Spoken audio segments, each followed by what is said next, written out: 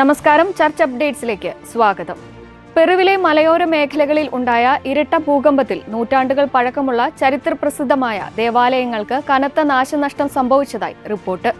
Richter സ്കെയിലിൽ 5.1 തീവ്രത രേഖപ്പെടുത്തിയ ഭൂചലനത്തിൽ 16-ാം നൂറ്റാണ്ടിൽ നിർമ്മിച്ച ചരിത്രപ്രസിദ്ധമായ വിശുദ്ധ യാക്കോബിന്റെ ദേവാലയം ഭാഗികമായി തകർന്നു. അപകടാവസ്ഥയിലായ മണിമാളിക ഏതു സമയത്തും നിലം പതിക്കാവുന്ന നിലയിലാണ്.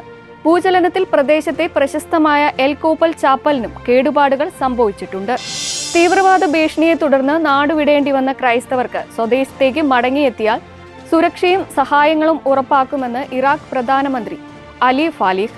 പ്രധാനമന്ത്രിയുമായുള്ള കൂടിക്കാഴ്ചയ്ക്ക് ശേഷം കൽദായ പാത്രിയാർക്കീസ് പോൾ മൂന്നാമനാണ് ഇക്കാര്യം അറിയിച്ചത്. മടങ്ങിയെത്തുന്നവർക്ക് പുതിയ വീടും ഭൂമിയും നൽകുമെന്ന വാഗ്ദാനം ഇറാഖി ഭരണകൂടത്തിന്റെ ഭാഗത്തു നിന്ന് ലഭിച്ചതായി പാത്രിയാർക്കീസ് വ്യക്തമാക്കി.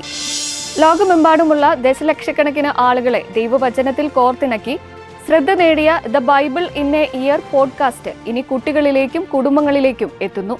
7 മുതൽ 12 വരെ പ്രായമുള്ള കുട്ടികൾക്കായി the bible in a year family edition ഒരുങ്ങുന്നതായി നിർമ്മാതാക്കളായ അസൻഷൻ ടീം അറിയിച്ചു. അമേരിക്കൻ വൈദികനായ ഫാദർ ജോഷ് ജോൺസനാണ് പുതിയ പതിപ്പിന് നേതൃത്വം നൽകുന്നത്.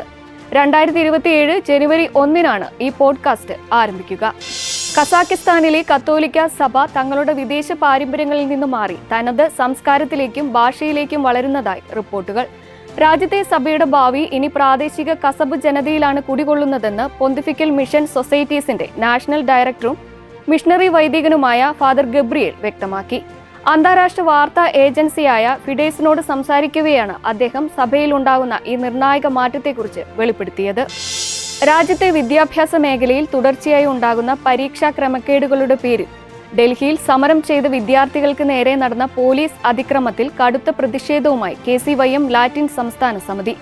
ജനാധിപത്യപരമായ പ്രതിഷേധങ്ങളെ അടിച്ചമർത്തുന്ന ഭരണകൂട നിലപാട് അംഗീകരിക്കാനാകില്ലെന്നും പ്രതിഷേധിക്കുന്നവരുടെ ശബ്ദമടയ്ക്കുകയല്ല, മറിച്ച് അവരുടെ പ്രശ്നങ്ങൾ കേൾക്കുകയാണ് ഭരണകൂടം ചെയ്യേണ്ടതെന്നും സംഘടന വ്യക്തമാക്കി.